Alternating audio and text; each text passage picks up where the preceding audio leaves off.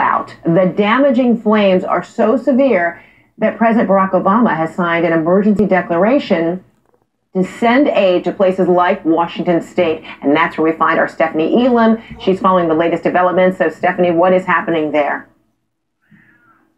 You're talking about a great swath of the western region that is burning, Fred. And you've got 17 states that have fires burning.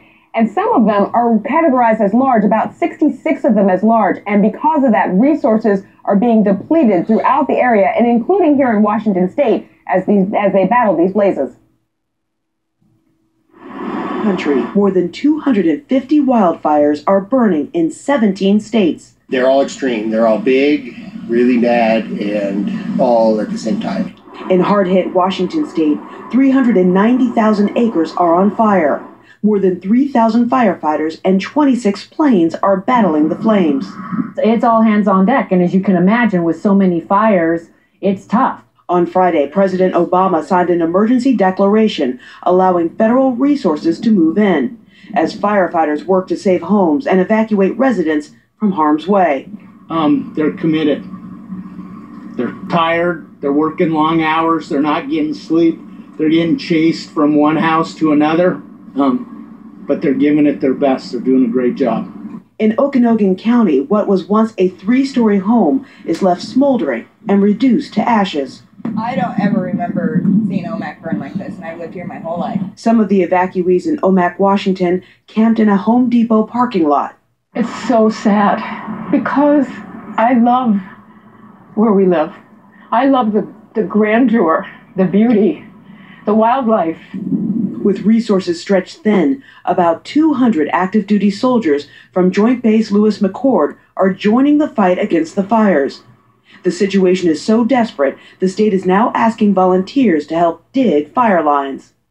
And these residents help knock down flare-ups close to their homes with boots and shovels. Everybody's so stretched thin around here right now. I mean, it's just what we do. We go out there and we protect our own, our friends, everything. We all come together when we have to. The state is also mourning the deaths of 3 firefighters who died earlier this week in the small town of Twisp when flames overtook their vehicle after it crashed. 4 others were also hurt, 1 critically. You know that danger is always there. You hope it never happens, and when it does, it's tough. And part of what is the problem here, besides the fact that there have been some stiff winds in the area, there's also the fact that Washington State has also been plagued with a drought, much like California, which makes this very dry, brittle tinder, which makes it easy for these wildfires to spread.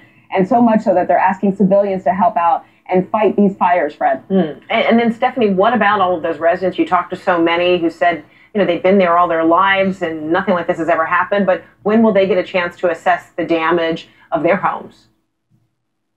It depends, case by case. And where we're standing right now, every 2 hours they're letting residents come in with an escort and take them up to see their houses up to a point. If you're past that other point, you don't get to go see your house. So they line up here every few hours and then they take them up. But this is where the road is closed, and then they have to be escorted up there to make sure everything is safe.